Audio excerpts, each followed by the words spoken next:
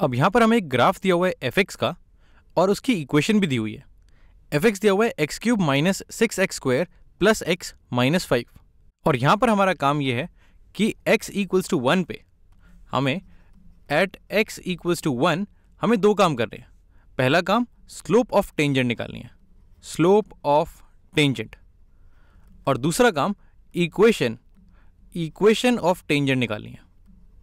तो मैं चाहता हूं कि तुम वीडियो पॉज करके इस क्वेश्चन को ट्राई करने की कोशिश करो। अगर हम स्लोप की बात करें तो किसी भी पॉइंट पे अगर मुझे स्लोप निकालनी हो टेंजेंट की तो वो तो एफ डैश एक्स से निकाली जा सकती है, यानी कि मुझे इस फंक्शन को डिफरेंशिएट करना पड़ेगा। अगर मैं इस फंक्शन को डिफरेंशिएट करूं, अगर मैं निकालना चाहूं एफ डैश एक्स तो ये हो जाएगा डिफरेंशिएशन ऑफ ये जो मेरा पॉलिनोमियल लिखा हुआ है इसका। अब यहाँ पर हमारे पास चार टर्म्स हैं, तो यहाँ पर डिफरेंशिएशन की प्रॉपर्टी लग सकती है कि इस एफ एक्स का डिफरेंशिएशन इस फंक्शन का डिफरेंशिएशन हो जाएगा इन चार टुकड़ों के डिफरेंशिएशन के सम के बराबर। तो अगर मैं निकालना चाहूँ, ये पहला टुकड़ा है एक्स क्यूब, इसको अगर मैं डिफरेंशिएट करूँ तो ये हो जाएगा एक्स क्यूब का डिफरेंशिएशन हो गया मेरा पावर रूल से 3 टाइम्स एक्स की पावर 3 माइनस 1 यानी कि 2। तो एक्स क्यूब का डिफरेंशिएशन हो गया 3x स्क्वायर, फिर मेरे पास एक माइनस साइन है तो मैंने इसको ऐसे लिख दिया। फिर है 6 टाइम्स एक्स स्क्वायर, इसका डिफरेंशिएशन हो जाएगा 6 टाइम्स एक्स स्क्वायर का डिफरेंशिएशन हो जाएगा 2 टाइम्स एक्स की पावर 1, तो ये हो जाएगा 6 टाइम्स 2 टाइम्स एक्स, जिसको मैं लिख सकता हूँ ये हो जाएगा मेरा 12x, ये हो जाएगा 12x। फिर है मेरा x का डिफरेंशिएशन हो जाएगा मेरा 1, और फिर है माइनस 5 जिसका डिफरेंशिएशन हो जाएगा 0 क्योंकि ये तो एक कांस्टेंट है। तो ये आ गया मेरा एफ डैश एक्स, और तुम चाहो तो एक बार तुम इसे चेक कर सकते हो मैंने कोई प्रॉपर्टी गलत तो नहीं लगाई है या फिर कोई मेरी कैलकुलेशन मिस्टेक तो नहीं है। अब अगर तुम भी मेरे साथ हो और तुम्हारा भी एफ डैश एक्स इतना ही आ रहा है तो चलो अब x इक्वल्स टू 1 पे चलते हैं। अगर मैं 1 पे देखूं तो ये इनपुट मेरा 1 यहाँ पर है और इसके हिसाब से मेरे इस ग्राफ में आउटपुट कुछ यहाँ पर बनता है। अगर मैं इसका y एक्सिस देखूं तो मुझे पता है कि इसका आउटपुट एक नेगेटिव वैल्यू है और ये -20 है तो ये -10 होगी, यानी कि इसका आउटपुट -10 के आसपास है। चलो निकाल ही लेते हैं इसका आउटपुट है क्या।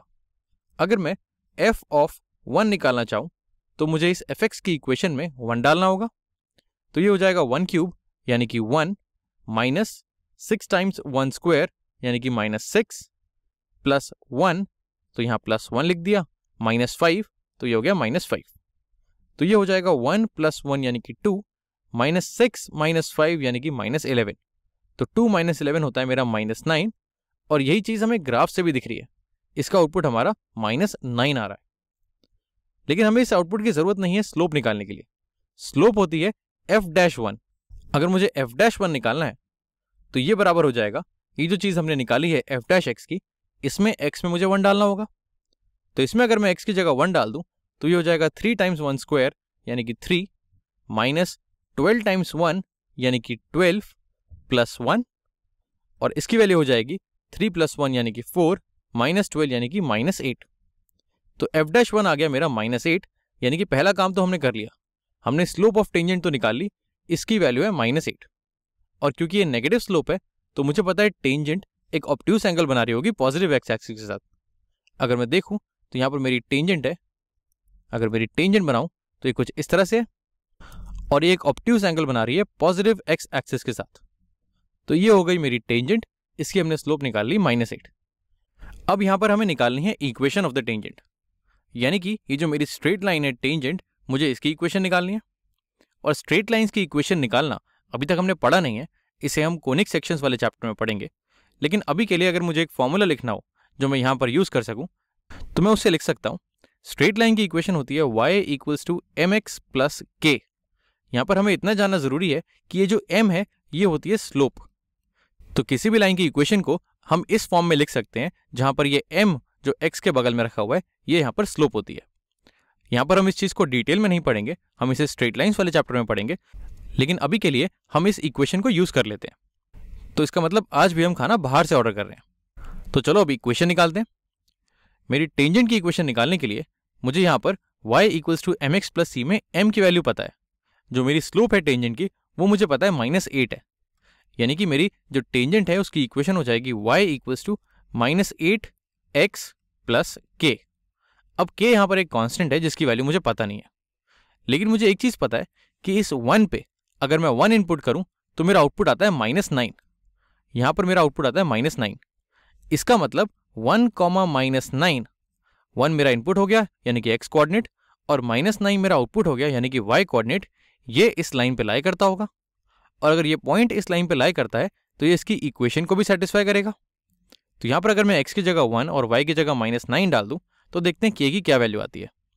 अगर मैं y की जगह डालूँ -9, ये बराबर हो जाएगा -8 टाइम्स x की जगह मैंने डाला है 1 प्लस k। तो इसका मतलब ये हो गया -9, ये बराबर हो गया -8 प्लस k के। अब अगर मैं दोनों साइड 8 ऐड करूं तो ये हो गया +8, और यहाँ पर भी हो गया +8। तो ये -8 से 8 कट गया, इस साइड आ गया -9 + 8, ये हो गया मेरा -1, और इस साइड मेरे पास सिर्फ k है। तो इसका मतलब k की वैल्यू हो गई मेरी -1। तो जैसे हमने k निकाल लिया, हम बोल सकते हैं कि इस लाइन की इक्वेशन, ये जो हम निकालना चाह रहे हैं, 1 पॉइंट पे जो टेंजेंट है, इसकी इक्वेशन हो जाएगी y = mx + k, जहाँ पर k है मेरा -1, तो यहाँ मैं -1 लिखता हूँ, -1, और m है मेरा -8, ये तो मैंने निकाला ही हुआ था, तो ये है मेरा -8। तो यानी कि मेरी लाइन की इक्वेशन हो गई जो मुझे निकालनी है, वो है y = -8x - 1।